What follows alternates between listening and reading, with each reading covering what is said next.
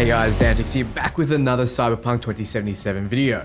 Night City Wire Episode 3 just dropped and they took us through the city of Cyberpunk 2077 and its districts as well as gangs we can expect in the city. Some developers expanded upon what we saw in the trailers and we were finally given the minimum PC specs, and we've gotten a lot more information from the two trailers that just dropped, so buckle up as I quickly run through everything without the useless filler. Except this useless filler. If you haven't already, be sure to subscribe. Also, check out my competition to win more copies of Cyberpunk below. I just gave away a copy yesterday, and I'll be giving out a ton more. Alright, so the first thing I want to point out is if you compare the game to the 2018 version we saw, there's been some huge graphical updates. Take a look at Dum Dum, for example. This is quite the upgrade. So those screaming about delays, sometimes good things come to those who wait. Except, of course, girls, just go out and get her, buddy, she ain't coming to you. So I'll break down what we see more closely in another video. For now, keep it in mind as we move on. Miles Toss said they wanted to make a city that was believable. They wanted to give each district enough variety so the whole city doesn't have a samey feel to it. To do this, they took a look at where the fictional city was located in the lore, which is on the coast of California. So they knew it had to have docks, an industrial area, and places for people to live. They went ahead and created 6 major districts based on the lore and what they thought would best suit Night City.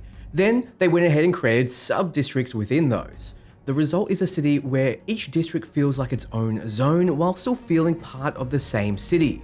I know from the onset this sounds like many other games, but there's a lot of hidden value in those words. Take a look at games like GTA 5. It's a huge open world, but a lot of the city itself feels like just another part of the same city.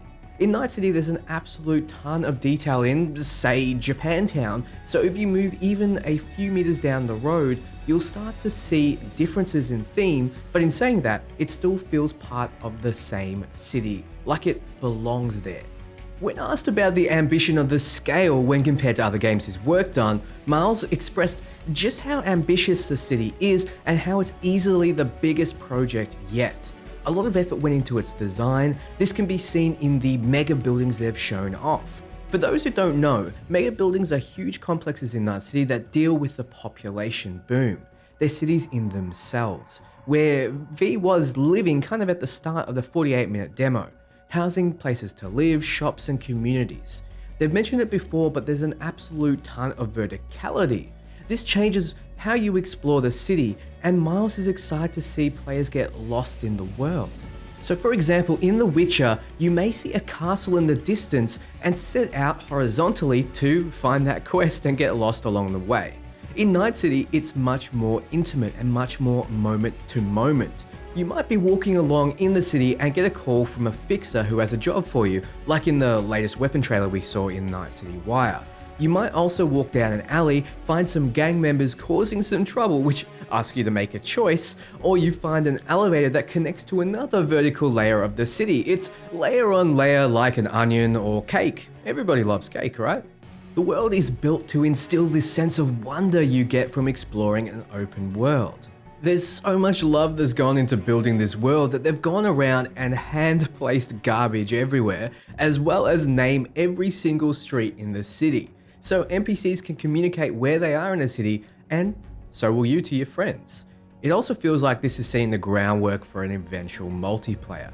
As you explore, you'll run into mini encounters often, giving you more choice and options. There's a lot of side quests and activities, but you're able to explore and be a detective of sorts in these random encounters if you keep your eyes open. This is a living, breathing city and it can't be overstated. There are a few games out there that have these random encounters, but I'm getting the impression that CD Projekt Red have gone above and beyond with the scale here, based just on how excited the devs get when talking about them.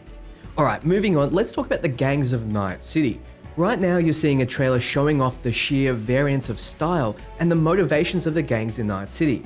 Once again, I'll dive deeper into this in another video. You'll encounter gangs when you undertake main missions, side missions, encounters, taking missions from fixers, and sometimes you may even get hired directly by them. Most have the latest weapons and cyberware and will utilize these directly in combat. A common question is, can you join a gang? The answer is no, you can't. You're a merc and they're their own kind of group. You can get jobs from gangs, corpos, influential clients, and anyone really, so that means that no one will trust you to be one of them, and gangs are no exception. They need people who believe in their cause and will fight for them all the time, not just when it's profitable. How can they trust you if you take jobs from anyone? Instead, V will stick to the afterlife. The bar we see V and Jackie enter after the prologue of the game hosts this legendary group of mercenaries.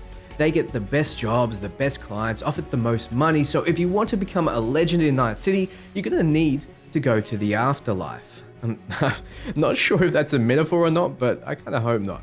In the bar we see Rogue, and if you watched my latest lore video, you'll know she's a legendary solo turned fixer. So you know this place is the best of the best, and why lower yourself to a gang when you have a chance at becoming a legend? So you'll run into these gangs with their different styles, and also be able to utilize these to a certain extent. For example, there are gang vehicles, which are cars and motorbikes that you'll be able to drive. You can also deck yourself out in gang clothes, if you like one's particular style.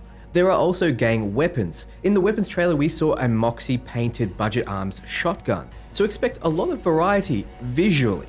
So if you want to wear a Moxie dress and a fishnet pimp shirt showing off your man nips, you may be able to. When a CD Projekt Red dev was asked which gang he liked the most, he mentioned the Maelstrom gang because of their unique style. They cross the boundaries of what is man and what is machine. They're also very unpredictable. Can 1 minute be shaking your hand and the next be pulling a gun on you, so they bring an element of chaos which he appreciates, so make sure to watch out for them. So far I like the look of the bozos, but they weren't shown off in this trailer. During one of the trailers they asked you to visit a website, nightcity.love. If you go there, you'll get a taste of brands, the lore, ads, images, and videos. So if you're interested in more Cyberpunk, check it out. Even the cookies warning was on brand. I will, however, run through these specifically in another video, but it's there if you want to check it out. So Alana Pierce, one of the old IGN journalists, is in the game. Alana will be exclusively in the Nomad path. She's been 3D modeled and has done the voice acting for this character here, the one that has sweet Nomad cyber arms. I know what some of you are thinking, and no, I don't think she'll be a romanceable character, but maybe. I wonder if this means there'll be a lot more than the handful of community members inside the game that we've seen already. Now, finally, let's wrap this up with the minimum and recommended specs for PC users. All pretty standard here, but what is notable is the game will take up 70 gigabytes of space. Far less than what we were assuming, but still quite a large game. Take it from me though, size doesn't matter. It's never an indication, as far smaller games have been far bigger. They recommend an SSD, so if you're going to get any upgrade at all, that would be where I recommend you start. If I end up getting the 30 series of graphics cards from Nvidia, I may be giving away my 2080 Super, so stay tuned to my socials for more information. Thanks for watching guys. What do you think so far of what you see? Is this going to be the game of the year? I get the feeling there'll be very little time to play anything else come November, though that does nothing but excite me, honestly. So don't forget to do the standard YouTube stuff. Stay tuned because I have a ton more Cyberpunk information coming your way. Ciao, friends.